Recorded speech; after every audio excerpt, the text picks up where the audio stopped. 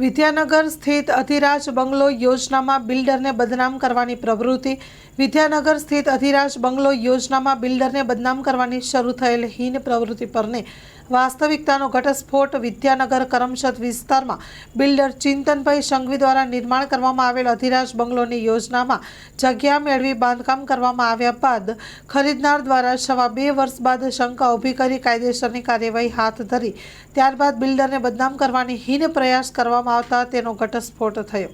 Story report by Nandlal Bhanushali. મારું નામ ચિંતન સંઘવી, હું ટેલિન પ્રોજેક્ટ્સ LLPનો ભાગીદાર કે જે અધિરાજ બંગલોઝની સ્કીમ કરમસદ વિદ્યાનગર રોડ પર તારા ટાવર્સની સામે અમે બનાવી રહ્યા છે.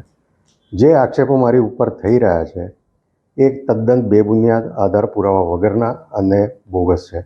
એનું કારણ એ છે કે 18 નવેમ્બર 2022ના રોજ જે એફિડેવિટની ઉલ્લેખ એન્જિનિયર તથા અર્બન ગુજરાત દ્વારા મનનભાઈ હિંગુ કરી રહ્યા છે કે જે તે વખતે પરિમલભાઈના સ્ટેટમેન્ટ પ્રમાણે એ અમેરિકા હતા અને અહીં આગળ એફિડેવિટ થઈ હતી, તો એ તમામ એફિડેવિટ કે એનેક્સ્ટર કે જ્યાં આગળ નોટરાઇઝ છે એ કોઈ બી કાગળ ઉપર ના મારી કોઈ સહી છે, ના મારા ભાગીદારની સહી છે, ના મારા કંપનીના લેટર હેડ પર થયું છે કે ના મારા કંપનીનો કોઈ સહી સિક્કાવાળો કાગળ છે.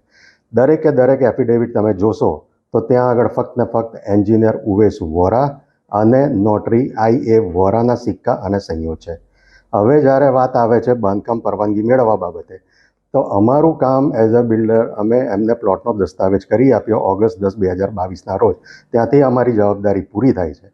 બાંધકામ પરવાનગી અવકુડામાંથી લેવા માટે અરજદારે ખુદ અરજી કરવી પડે કે જે પરિમલ ભગવત પ્રસાદ પટેલ હશે.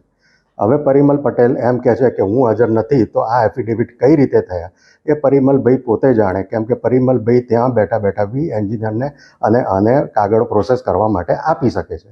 એટલે જે આક્ષેપો મારી વિરુદ્ધ થઈ રહ્યા છે એ કોઈ આધાર પુરાવા વગર છે. જો કોઈ આધાર પુરાવા હોય એમની સામે તો મને દેખાડે.